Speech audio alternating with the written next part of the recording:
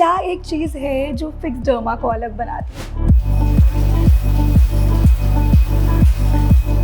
किसी भी skin type के लिए एकदम परफेक्ट प्रोडक्ट है, तो मुझे लगता है इसीलिए पीपल लव इट। फिक्सरमा सिर्फ इंडियन स्किन के लिए नहीं बनाती है, we make for different type of skin, European skin, Asian skin, south east Asian skin, but we are a very quality conscious company. Fixderma और एफसीएल को डर्मेटोलॉजिस्ट रिकमेंड करते हैं। They can fill around 50,000 tubes in a day. So there is no human intervention anywhere. I think the company is going to be a legacy brand. आज के time में healthy and glowing skin किसे नहीं चाहिए, लेकिन market में इतने सारे ऑप्शंस अवेलेबल है कि समझ ही नहीं आता है कि कौन सा प्रोडक्ट एक्चुअल वर्क करेगा और कौन सा नहीं। यानी एक ऑथेंटिक, सेफ और इफेक्टिव प्रोडक्ट ढूंढना सच में एक चैलेंज है। लेकिन इसी मार्केट गैप को समझा हमारी आज की गेस्ट ने और बनाया एक ऐसा ब्रांड जिसे आज कई सारे डर्मेटोलॉजिस्ट भी रेकमेंड करते हैं। तो कहाँ है हम, चलिए बताती हूँ।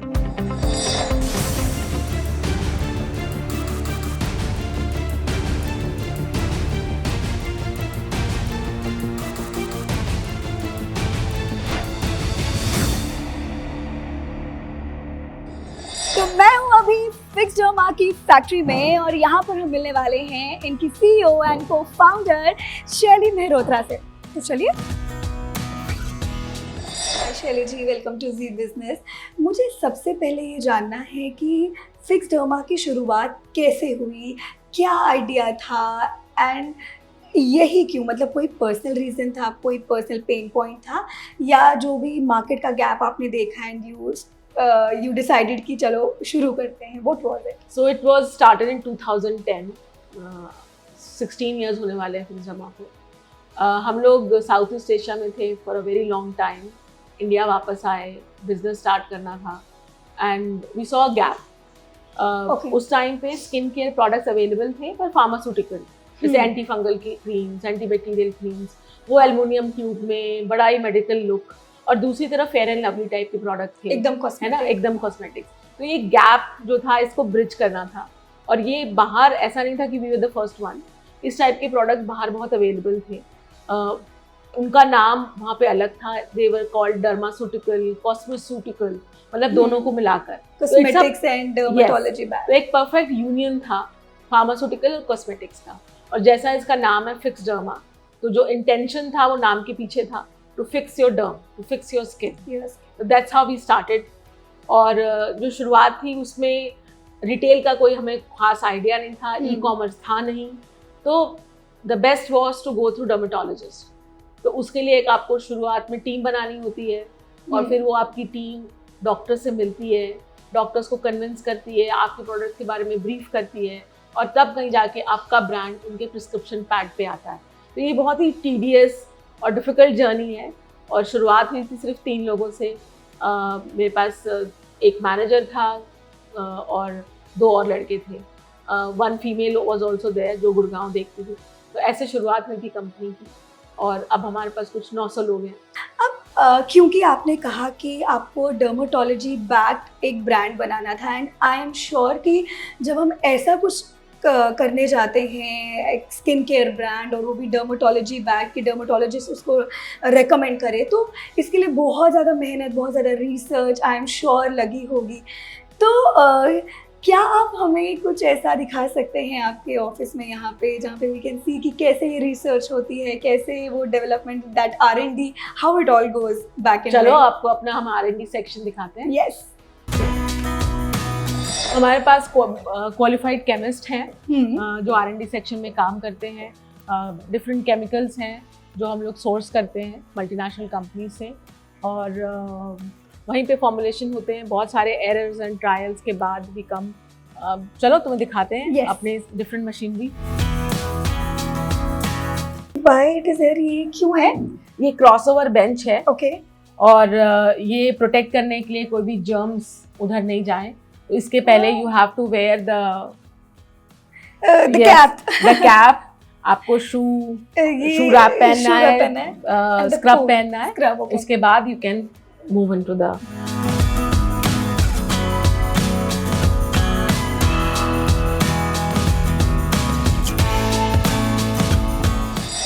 ये ये कौन सा डिपार्टमेंट है? ये फॉर्मुलेशंस और डेवलपमेंट सेक्शन है हमारा। इसी में सारे फॉर्मुलेशंस डेवलप होती है। आप देख सकते हैं डिफरेंट मशीन्स है यहाँ पे। ये सिल्वर्सन फ्रांस से है, होमोजेनाइजर है।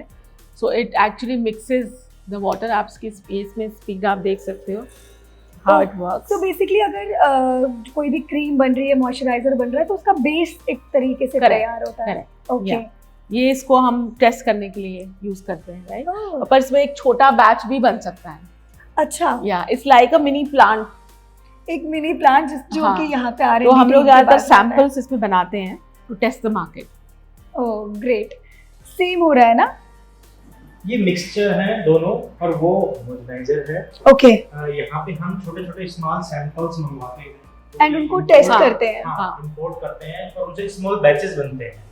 1 ml से लेके और हम 5 kg तक के स्मॉल बैचेस यहाँ पे बनाते हैं और टेस्टिंग करवाते हैं। उसके बाद ही वैलिडेशन के लिए हमारे पास 25 kg का छोटा प्लांट है, उसके अंदर जाता है और फिर हम जब वहाँ पे वैलिडेट कर लेते हैं तो फिर बड़े स्केल पे वो बनता है। अब सैंपल्स बन गए। हाँ, अब क्वालिटी चेक के लिए ये इस वाले सेक्शन में जाते हैं जहाँ पे इनकी क्वालिटी टेस्ट होती है डिफरेंट लेवल्स पे, डिफरेंट पैरामीटर्स पे, right?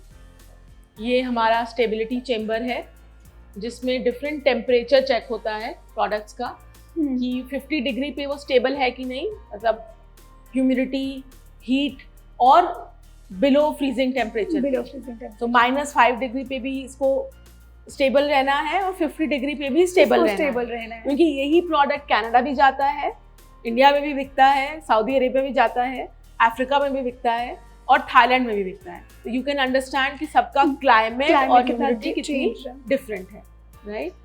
So I will just open it. So यहाँ पे ये सारे प्रोडक्ट स्टेबिलिटी में रहते हैं। ओह, तो इनका कभी टेस्ट हो रहा है? Yes, stability test. यस, और ये दिखाता है, आप you can see it here right now what is the temperature and what is the humidity, right? ये ब्रुकफील्ड का विस्कोमीटर है, कंसिस्टेंसी चेक करने के लिए कि कितना थिक है, और अगर हम उसको पतला करना चाहते हैं और लिक्विड बनाना चाहते हैं तो ये विस्कोसिटी चेक करता है। ये कार्ल फिशर टाइट्रेटर है। बहुत ही कम कॉस्मेटिक कंपनीज इसको यूज करती हैं, जनरली फार्मास्यूटिकल कंपनीज ज़्यादा यूज करती हैं, but we are a very quality conscious company. तो ये बताता है आपको कि आपके प्रोडक्ट में कितना पानी है, वाटर कंटेंट कितना है, यस, और कितना होना चाहिए, और कितना एग्जैक्टली होना चाहिए। Okay, great. शैली जी, मार्केट में इतने सारे ब्रांड्स हैं, अभी इतने सारे स्किन केयर प्रोडक्ट्स हैं, तो वो क्या एक चीज़ है जो फिक्सडर्मा को अलग बनाती है?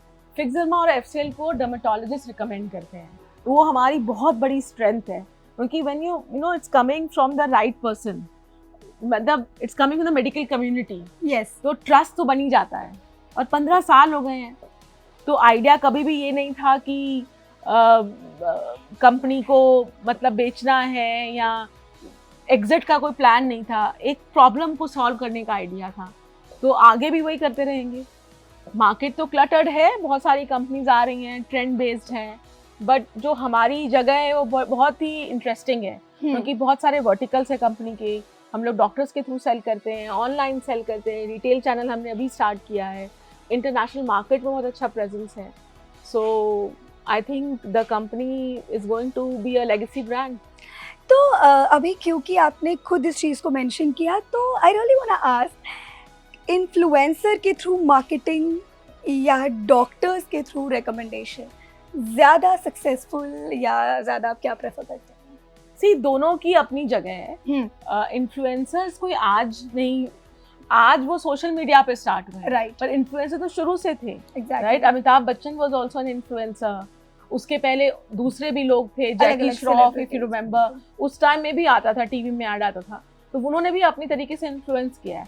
अब सोशल मीडिया में जो इन्फ्लुएंसर्स हैं वो लगता है जैसे कि आपके जैसे हैं, आप उनसे रिलेट कर पाते हैं, she is like a next door girl और a next door boy, right? जब डॉक्टर्स बात करते हैं वो साइंस की बात करते हैं, आपके इंग्रेडिएंट्स की बात करते हैं, आपकी प्रॉब्लम्स की बात करते हैं, दोनों की जगह अलग है और दोनों का काम है इन्फ्लुएंस करना। ये भी हमारा रॉ मटेरियल वेयरहाउस है और ये भी रॉ मटेरियल वेयरहाउस है। ये आप लोगों के लिए साफ नहीं किया गया है, ये हमेशा ऐसे ही क्लीन रहता है, सो इंडियन स्किन के लिए इतनी बड़ी रेंज बनाना एंड जहाँ पे इतने अलग अलग टाइप के स्किन है लोगों के, तो कितना चैलेंजिंग है? Tell me about it. तो फिक्सर्मा सिर्फ इंडियन स्किन के लिए नहीं बनाती है, we make for different type of skin, you know, European skin, Asian skin, south east Asian skin.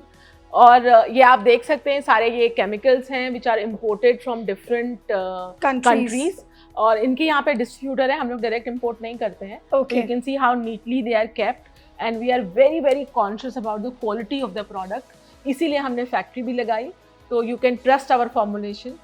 और इंडियन स्किन डेफिनेटली थोड़ी डिफरेंट है। हाँ, होता होगा ना इंडियन स्किन हाँ, के लिए? बिल्कुल है। तो इंडियन स्किन के लिए, इंडियन की थोड़े ओपन पोर्स की प्रॉब्लम ज़्यादा है, ह्यूमिड क्लाइमेट है यहाँ पे, बट जनरली स्टैंडर्ड प्रोडक्ट ही होते हैं। ओके, मतलब कुछ ऐसा स्पेसिफिक या कुछ ऐसा अलग नहीं होता? नहीं, कुछ भी ऐसा अलग नहीं होता। ट्रू। ओके, ये तो हमने एकदम जो रॉ फॉर्म है वो देख लिया, बट ये एक्चुअल में बनता कैसे? वो फाइनल प्रोडक्ट जो हम देखते हैं हमारे पास है, वो कैसे बनता है? Can you show me that? या इसकी ना एक पूरी एक सिस्टम होता है, ये यहाँ से क्रॉस होता है इससे, यहाँ पे इसका मेजरमेंट होता है, और ये यहाँ पे पास बॉक्स लगा हुआ है, इससे निकल के ये मैन्युफैक्चरिंग एरिया में जाता है। ओके, ठीक है। और वहाँ पे ये चेम्बर्स में जाता है, मैन्युफैक्चरिंग टैंक में जाता है। तो अभी आपको दिखाते हैं। ओके, अब मैन्युफैक्चरिंग यूनिट में चलते हैं।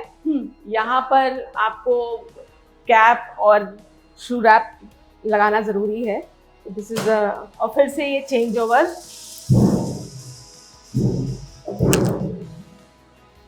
and we need to wear cap also, right? yes.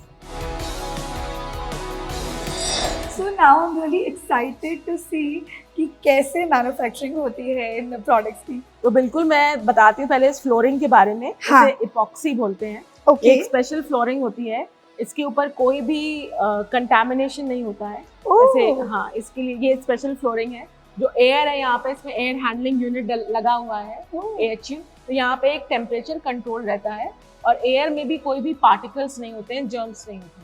So that will not go into the production plant. और ये प्रोडक्शन प्लांट है। This is the main plant. Yeah, this is the main plant, और इसमें manufacturing हो रही है अभी, at current चल रही है। इट्स टोटली ऑटोमेटेड, वहाँ पे सेटिंग हो जाती है ऊपर। And कितना समय लगता है? How it all goes? मतलब It all depends. It all depends. It takes 1 hour sometimes. It depends on the quantity of the product. फिर यहाँ से डायरेक्ट ये पाइपलाइन से ये इन कंटेनर्स में जाता है। ओके। और उससे ये डायरेक्टली वहाँ पे पैकेजिंग में जाता है, जहाँ पे ट्यूब या बॉटल्स में पैक होते हैं। So there is no human intervention anywhere. कहीं भी हाथ नहीं कोई लगा रहा है, कोई हाथ से मिक्सिंग नहीं हो रही है, कुछ भी नहीं हो रहा है। तो मतलब कंटेमिनेशन का कोई दूर दूर तक यहाँ पे चांस नहीं है। तो it's like, you know, raw material to production and to packaging, no human intervention. It's like almost semi automatic हम लोग इसको बोलते हैं। पूरा प्रोसेस एंड में जब हम आउटर कार्टन बंद करने के लिए we have a separate area. तो ये मैन्युफैक्चरिंग सेक्शन आपने देखा, क्योंकि एक फ्लो है ये, रॉ मटेरियल, मैन्युफैक्चरिंग, पैकेजिंग, और यहाँ इसको फिलिंग बोलते हैं, filling and then packaging. Wow, great. तो ये 4 सेक्शंस अलग-अलग यहाँ पे डिवाइडेड हैं, and all can be seen from standing. Yes, that I can see. अब ये मैन्युफैक्चरिंग सेक्शन से फिलिंग सेक्शन में जाएगा, जहाँ पे आप ट्यूब या बॉटल्स की फिलिंग देख सकते हैं।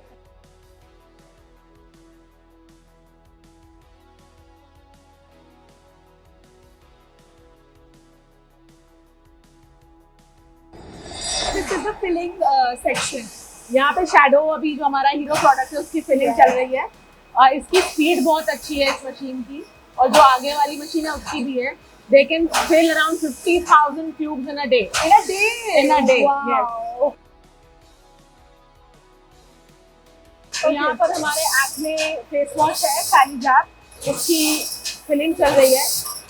You can see how it is filled, the product. तो आप उसकी फिनिश देख सकते हो ना यहाँ पर। पूरा सील्ड यही हो जाता है। भरता ऊपर से है ना, और फिर सील होगा। अरे तो आप देखो, ये मुझे नहीं पता था। वो ट्यूब्स आ रही हैं, ठीक है, और इधर आओ, ये फिल हो रहा है, और इसमें ना क्वांटिटी सेट होती है, तो 100 ml ही गिर रहा है उसमें, इनमें से ना। हाँ, और वो सील हो रही है सामने, और वो सील होके और यहाँ कट होके गिर रही है और इसी पर ये भी लग जा रहा है, यहीं पर। हाँ,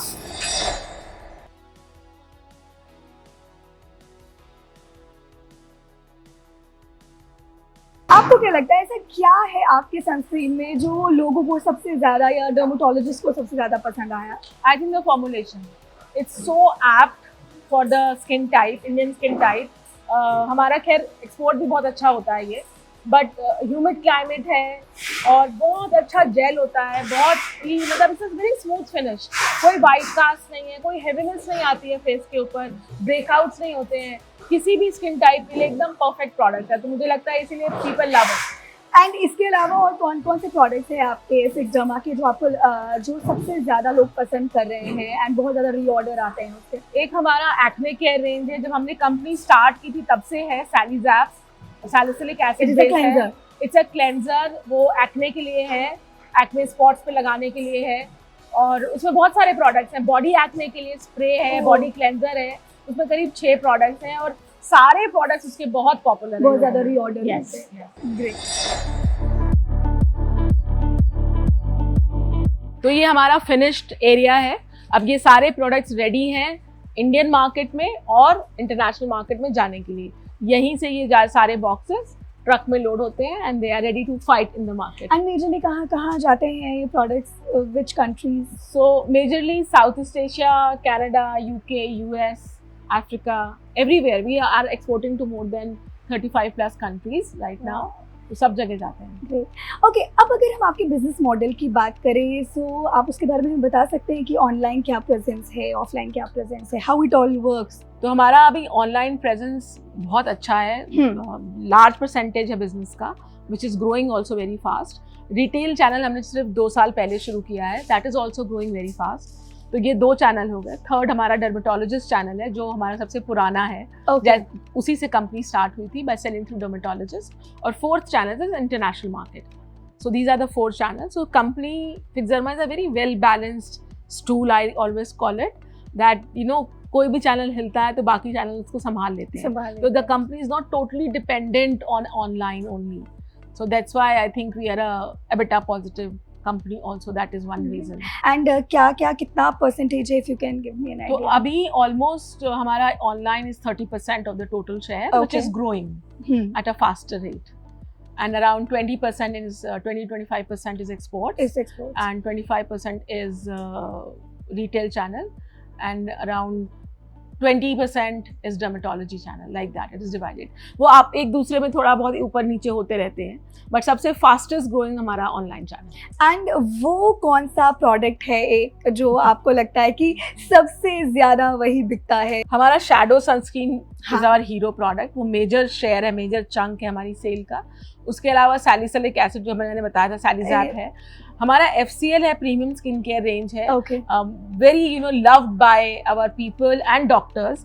यू वोंट बिलीव, हमारी उसमें ऑलमोस्ट 32 to 40% का रिपीट है। मतलब इतनी लॉयल्टी है कस्टमर्स की, on a different level loyalty है। अगर हम कोई प्रोडक्ट सोचते हैं कि हम उसको डिसकंटिन्यू कर देंगे, तभी हमें मेल्स आने शुरू हो जाते हैं कि हमारे लिए बना दें। तो उस टाइप की लॉयल्टी है उसमें।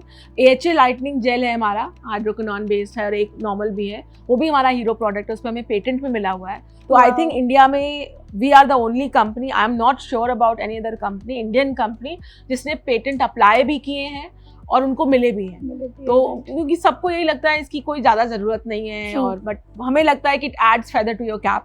तो we got 2 patents in skin care, और 2 हमने अप्लाई भी किए हुए हैं। So very proud to say that we have 2 patents in our hand, which is not many companies have. तो एक AHA लाइटनिंग जेल को मिला है और दूसरा निग्री फिक्स को मिला है। ये भी हमारा एक अच्छा प्रोडक्ट है, बहुत इंटरेस्टिंग है। वो आपका ये जो नेक पे और नीज पे और एल्बो पे काला हो जाता है, उसको हटाने के लिए है। तो we were the first company in India to launch something like that. And India में तो लोगों को चाहिए इस तरीके के प्रोडक्ट्स। तो हम लोगों को पहले लग रहा था कि शायद जहाँ पे फेस के ऊपर ही अवेयरनेस इतनी पुअर है तो लोग इसके बारे में क्या करेंगे, but slowly the product got build, और अभी वो भी, उसकी भी सेल बहुत अच्छी है, और हमें इनफैक्ट लास्ट ईयर उसका पेटेंट मिला। तो it was a very good. So now if we talk about the funding, तो फिक्स डर्मा ने अभी तक कितनी फंडिंग उठाई है? So we have diluted around 35% of the company so far, और लोटस होल्डिंग्स है, तो they have invested in the company. And they bring lot of positive energy to the company. हमारी हर क्वार्टर एक मीटिंग होती है, दैट्स इट, ज़्यादा कुछ ऐसा इंटरफेरेंस नहीं है, it's more of a guidance. So it's a good partnership so far. और मुझे लगता है फंडिंग के बहुत से लोग नेगेटिव बातें भी करते हैं, हाँ। कि बहुत एक्स्ट्रा प्रेशर होता है, पर मुझे उसका फ़ायदा जो लगता है कि आप खुद जब कंपनी चला रहे होते हैं आपके ऊपर कोई प्रेशर या कोई चैलेंज नहीं होता है। ट्रू। पर जब भी कोई बाहर से पार्टनर आता है, he wants you to grow faster at a faster speed. पर इनके ऊपर से कोई ऐसा प्रेशर नहीं था कि आपको इस नंबर्स को अचीव करना है या इतने मल्टीपल ग्रोथ करनी है, बट आप खुद ही चैलेंज देते हो और every quarter you feel like कि हम हमको अपने अच्छे नंबर हमें अच्छा इट्स जस्ट लाइक आप एग्जाम देते हो तो लगता है कि हाँ अच्छे नंबर आने चाहिए, अच्छे नंबर आने चाहिए, राइट, समथिंग लाइक दैट। सो मतलब अगर हम कह सकते हैं इसके कुछ कॉन्स है तो इसके प्रोज भी बहुत सारे हैं। 100%, yes। ओके, अब अगर हम बात करें किसी फेमिलियर चेहरे की, तो अक्सर ऐसा देखा गया है specially with skin care brands, एक फेमस चेहरा होना चाहिए। तो क्या अभी तक कोई कैंपेन आपका ऐसा रहा है या कोई ऐसा चेहरा है जो आपके साथ जुड़ा है, कोई ऐसा फेमस सेलिब्रिटी या फ्यूचर में कोई आने वाला है? तो हमने एक्चुअली वानी कपूर को ऑलमोस्ट 5 साल पहले साइन किया था, तो she was our brand ambassador for sunscreen, shadow sunscreen. फिर बाद में हमने बमन ईरानी को लिया, वेरी अनयूजुअल फेस, और निगरी फिक्स जो हमारा ब्रांड था, क्योंकि मुझे लगा उनका बहुत ही एक अलग तरीके की इमेज है पब्लिक में, because of the movies he had done like 3 Idiots and all. तो that product was something very new to the market, you know, जो मैंने नीचे भी बताया था पहले, वो निगरिक एंड एकिन्थोसिस जो डार्कनेस हो जाती है। हाँ। और बमन ने जब उसको प्रेजेंट किया कैमरे के सामने तो बहुत अच्छा इम्पैक्ट आया, तो लोगों को उस प्रोडक्ट के ऊपर ट्रस्ट आया, अवेयरनेस भी आया। तो yes, these 2 people are there, but और फ्यूचर में कोई और चेहरा जो हम नहीं, देख सकते फ्यूचर हैं? में कोई प्लान नहीं, अभी फिलहाल नहीं, कोई प्लान नहीं। इनफैक्ट अब मुझे लगता है कि हमें अपनी मैन्युफैक्चरिंग यूनिट को हीरो बनाना चाहिए, ट्रू सामने लेके आना चाहिए, क्योंकि हार्डली कोई कंपनी है जिसने मैन्युफैक्चरिंग यूनिट में इन्वेस्ट किया है और उसको लगता है कि quality is the most important part of the company.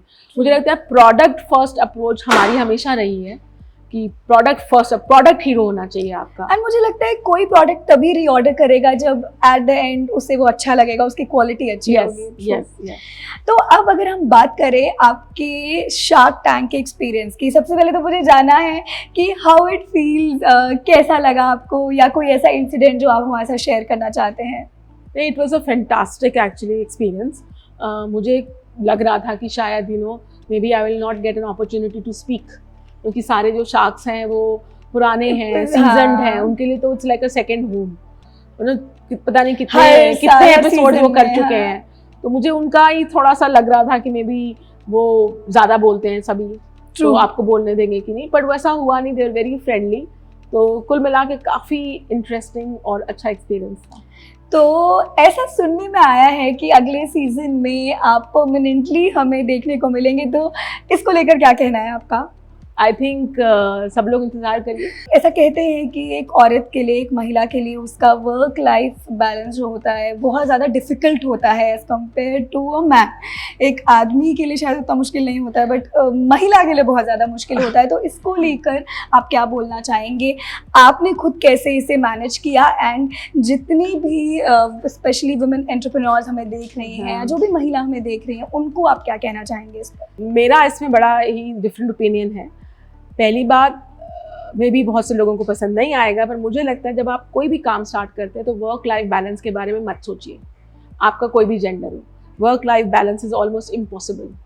अगर आपने काम शुरू किया है, आपको उसको 100% देना पड़ेगा। जब आप एक कोई मुकाम पे पहुंच जाते हैं, कोई स्टेज पे, यहाँ पे आपका प्रॉफिट एंड लॉस बराबर हो गया है, बैलेंस हो रहा है, राइट, तब आप कुछ वर्क लाइफ बैलेंस के बारे में सोचते हैं कि हाँ ठीक है, मुझे भी पहाड़ों में जाके थोड़ा घूम के आना चाहिए। पर मुझे लगता है 100% डेडिकेशन चाहिए।